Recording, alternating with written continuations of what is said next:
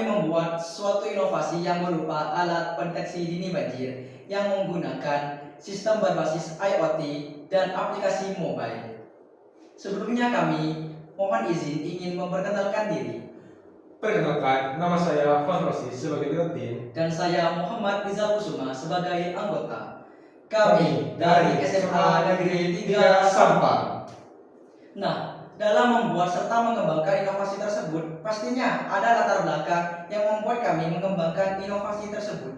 Ada 3 latar belakang. Yang pertama, di tempat kami rawan sekali dengan banjir. Yang kedua, minimnya suatu informasi saat akan terjadinya banjir. Yang ketiga, sistem peringatan sebelumnya masih kurang cepat dan akurat.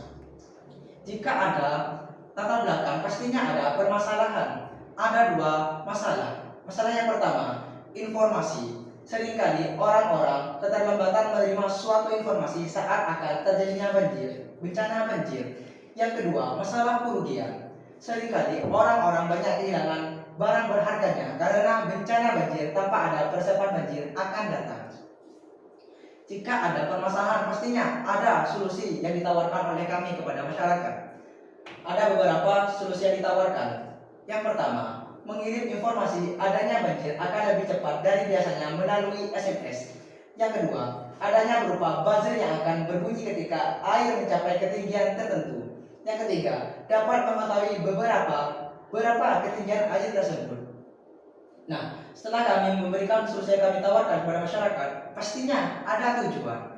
Tujuan kami memberikan peringatan dini yang akurat dan tepat waktu untuk mengurangi korban jiwa dan minimalkan kerugian aset, serta efektivitas respon darurat terhadap bencana banjir.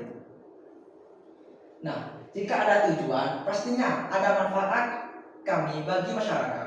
Manfaat alat pendeteksi dini banjir kami. Yang pertama, memberikan peringatan dini agar masyarakat dapat menyelamatkan diri dan harta benda sebelum banjir datang. Yang kedua, memantau kondisi air secara real time untuk membantu pemerintah dan petugas mengambil keputusan cepat. Yang ketiga, mengurangi dampak lingkungan dan kerugian sekaligus mendorong inovasi teknologi kebencanaan berbasis IoT. Nah, setelah kami memberikan manfaat kepada masyarakat, inilah tahapan kerja kami. Tahapan kerja kami ada 6. Yang pertama, komponen-komponen dibutuhkan untuk membuat alat tersebut. Yang kedua, merakit komponen-komponen dasar seperti LCD, buzzer, traffic light, dan sensor ultrasonik. Yang ketiga, membuat bahasa pemrograman dasar untuk pendeteksi ketinggian air, aplikasi Arduino ID, serta uji coba pertama tanpa SIM 800L. Yang keempat, memasang SIM 800L ke komponen dasar sebelum yang udah dirakit. Yang kelima, membuat bahasa pemrograman untuk SIM 800L. Setelah itu, bahasa pemrograman ketinggian air digabung dengan bahasa pemrograman SIM 800L di aplikasi Arduino ID. Yang keenam atau yang terakhir, uji coba kedua dengan menggunakan SIM 800L dan uji coba berhasil dengan sempurna. Oke, setelah teman saya mengerjakan apa yang kerja kami, apa saja sih komponen-komponen yang dibutuhkan? Komponen yang dibutuhkan itu ada 7. Yang pertama, itu ada Arduino Uno jenis R3, di mana dia berfungsi sebagai mikrokontroler utama untuk alat kami. Yang kedua, itu ada sensor ultrasonik, di mana fungsinya itu mengukur ketinggian air dari tanah hingga ke sensor. Yang ketiga, itu ada LCD, di mana LCD berfungsi sebagai untuk mengetahui berapa ketinggian apa sih status air tersebut.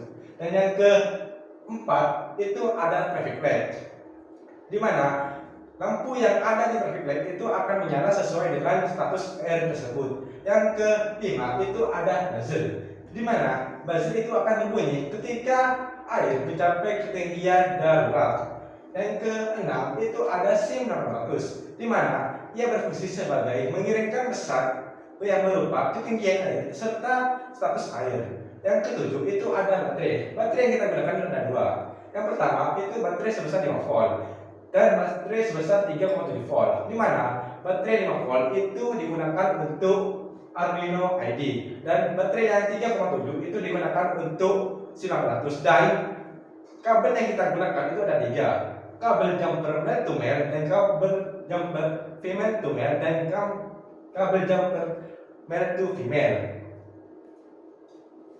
Cara alat kerja kami, yang pertama, ketika air mencapai ketinggian 1 sampai 11 cm, itu akan LED hijau yang ada di traffic light itu akan berbunyi dan buzzer itu tidak akan berbunyi, dan SIM 800 itu akan mengirimkan pesan di mana pesan tersebut yang berupa status aman. Yang kedua, ketika air mencapai ketinggian 12 sampai 22 cm, maka LED kuning yang ada di traffic light itu akan menyala serta buzzer itu tidak akan berbunyi, dan SIM 800L itu tidak akan mengirimkan pesan di mana pesan tersebut berupa status waspada. Dan terakhir itu ketika air mencapai ketinggian darurat dan ketinggiannya itu sekitar 23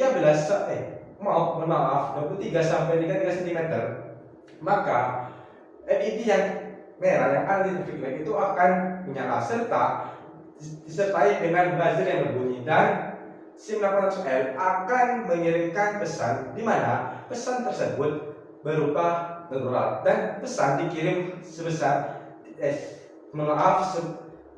sepanjang 3 detik sekali.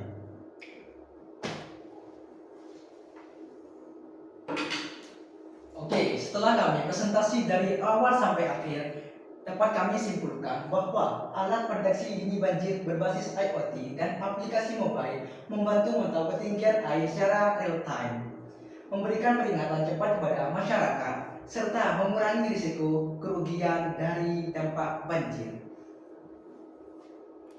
Oke, terima kasih. Jika ada perkataan yang kurang sopan atau kurang penjelasan yang kurang tepat, mohon maaf. Kami dari SMA Negeri 3 Sampang mohon izin. Wassalamualaikum warahmatullahi wabarakatuh.